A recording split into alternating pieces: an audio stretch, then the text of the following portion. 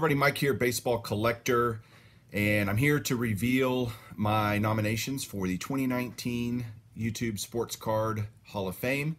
And first, before I do that, I want to just deal with the elephant in the room. So a couple of days ago, I posted a video about the YouTube Hall of Fame voting, and I wanted to really just address that quickly. I had a couple of friends that came to me quickly or soon right after the video was posted, and they're like, you know, it really doesn't paint the picture that you want it to paint, and your tone was really off. And so that helped me make the decision to pull the video down. I really regret the negativity that this has created in our community. It was inferred really that I was trying to tell people who to vote for or who not to vote for, or that I was disrespecting certain channels, and that certainly was not my intention. You know, my desire really through this whole process has been to be as inclusive as possible. And so that was, you know, not the message I was trying to send. That's why the criteria really has been only that to be eligible to be nominated, you simply have to have had YouTube content for a year, and you have to be a sports card channel, and that's really it. So if I offended you with that video, then I apologize for that. I really hope that we can, you know, move on past this and, you know, kind of move on as a community. That would be really great. So now I'm going to give you my personal nominations and what my ballot, who's on my ballot and why I chose them. So hang on one second, I'll turn the camera around. Okay, so here we go. I've seen a couple of guys show their selections this way, and I think it's a great idea. So a couple things, you know, really hard to do a ballot this year. So many great channels out there. The community's growing so much. So many guys, and it's just really hard to narrow it down to 10. And so I kind of looked at a bunch of different criteria in order to do that. And I want to explain kind of the criteria that I used in determining who the 10 that I would nominate today. And so it's kind of like thinking about, is any of these one things important by themselves? Maybe, maybe not. But when you look at everything together, that's what, for me, you know, warranted voting for these people and these channels. I looked at all, just kind of the whole thing, and all of it together mattered. So I did look at subs. Not exclusively, but it matters how many subs you have, I think, at least in part in the equation. Tenure on YouTube matters. How long have you been doing videos? And that, so I certainly looked at that. I kind of looked at, you know, the production quality of the videos. I mean, it's not the most important thing, but it's cool to see when people put effort and time into their videos and their production quality. That certainly matters. I look at their diversity of their content. You know, what kinds of different things are they doing? How educational is it? How informative is it? Those kinds of things matter to me, and those are things I gravitate towards. And so I certainly considered that as part of the equation. The quality of their collection, the things they were doing, that mattered too. Just some people have really sick stuff, and some people, you know, just show it in a different way, and the way that they show it, there's just all sorts of things that go into that. And then another thing that I considered heavily really in the process was that channel's involvement in the community. And that involvement can take a lot of different forms. It can be generosity and giving back to the community, giving away, you know, all sorts of, you know, care packages, all of that. How involved are they in other channels? Do they comment a lot? And do they participate in live chats? Are they, you know, positive and everything in the community? So the person's involvement overall in the community certainly played a role into my selection process. So again, all of that together, here are the 10 channels that I think are worthy of nominations for this year's Hall of Fame. And the first one is Aaron Davis, 676 subs, been putting out content for 4 years plus. Wow. That's all I can say about Aaron Davis. Wow. And whenever I watch an Aaron Davis video, I smile. He just has a great demeanor, and has just really cool stuff, primarily focusing on Negro Leagues and vintage and football and just all sorts of different things. And so I just think Aaron Davis is he's just got a great channel. Next up is the Hall of Fame collector, Bill. And Bill has, without a doubt, the sickest Baseball Hall of Fame collection on YouTube, in my humble opinion. He's got closing in on 300 subs. Man, he's doing a contest right now where he just got, celebrating 200. So his channel's growing great. Well-deserved for sure. A little more than 2 years that he's been cranking out videos. And if you go back and look at his videos, his old videos where he kind of chronicles his Baseball Hall of Fame collection, it's just insane. And I like his style. I got to meet Bill at the National this year, and it was great to meet him and hang out with him a little bit. But he just has this unbelievable collection, and he presents it really well, and it's really cool to see. My third nominee, here we go, is Mr. Jack Frost Football. Jack has 771 subs. He's been doing videos for a couple of years now, and Jack is he is the consummate definition of involvement in the community. He is, one of the kind of co-founders and leaders of the CFFL, which is a great group of tubers. He constantly is engaged in the community, engaged in watching videos, and every time Jack makes comments on one of my videos, it's insightful, it's thought out, it means a lot. He's given you comments that matter, and that, not that all comments don't matter, but just that means something.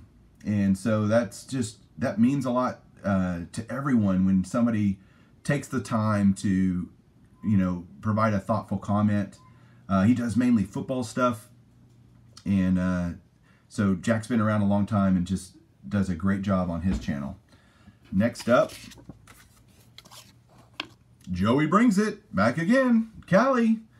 Joey is at 556 subs. He's been doing videos for about 5 years. And what can you say about Joey? He brings an enthusiasm and a passion for the hobby that's just really infectious. Somebody else said it, and it's really true. When you see something that Joey shows on his channel, dude, it costs you some money, because you're like, oh man, that is so cool. I have got to go find one of those. He does a lot of vintage autographs, baseball, football, Hall of Famers. I mean, it's just a plethora of awesomeness when you watch Joey's channel and see what he's getting in. He's very generous. He just gave away a bunch of subs to a PSA DNA submission or PSA submission, which was really nice. And so he's really involved in the community. And Joey, for me, is a Hall of Famer. Next up, Mark from Kentucky. Mark from KY, from Kentucky.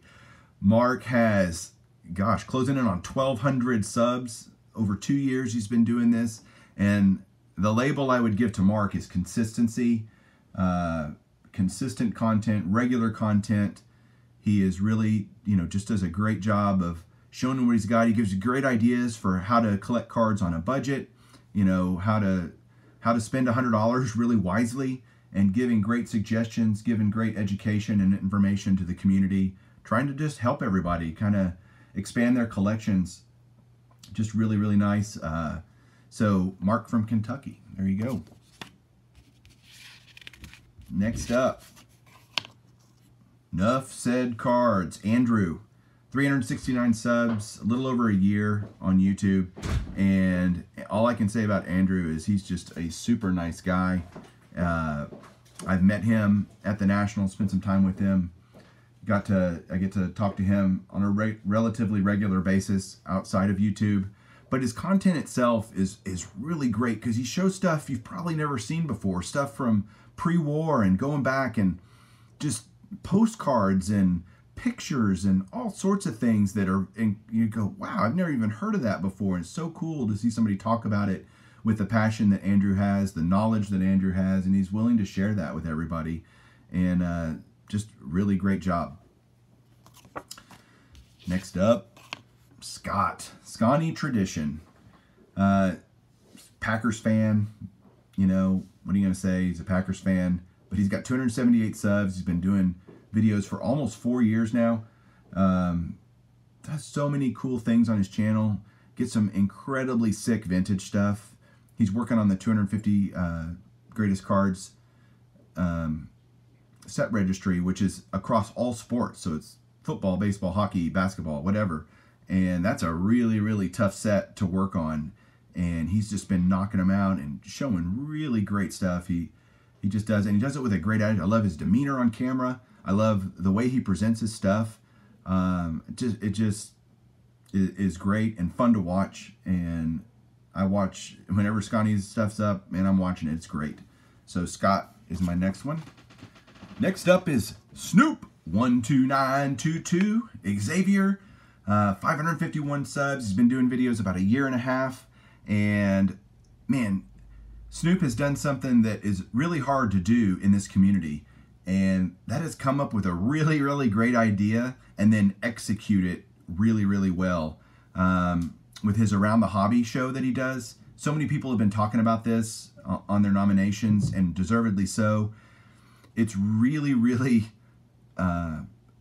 helpful for everybody, and you get to see what's going on and news stories, I guess, and kind of just new products that are coming out. He does and works so hard to make that a really quality show. Very educational, very informative, and it's just amazing. He also collects, you know, he's a big Washington Nationals fan. He PCs Max Scherzer. Ryan Zimmerman he does a lot of Negro League stuff as well. And oh, by the way, if you need to know how to go catch a bass, he can tell you too, because he's a professional bass fisherman, which is really, really cool. So Snoop, in my opinion, is a Hall of Famer this year. Next up, Eric, Those Back Pages. 287 subs, about 1.5 years doing YouTube. But Eric is one of those guys that has been around this hobby for a long, long time. I met him way back in 2014. He certainly probably doesn't remember meeting me, but back in the National in Cleveland in 2014. And I remember this last year when I saw Eric at the National, I was intimidated to go up and talk to him because I'm like, dude, that's Eric. And he's in all sorts of forums and always providing a positive message in forums for years, on Twitter, Instagram, and now on YouTube. And he has created a channel that's kind of must watch. When he does something, his demeanor is incredibly soothing, and it really just puts a smile on your face when you're listening to Eric talk about his collection, which, oh, by the way, is insane. He has got an incredibly well-rounded collection of slabs and vintage and unopened boxes. I mean, you name it, Eric has it.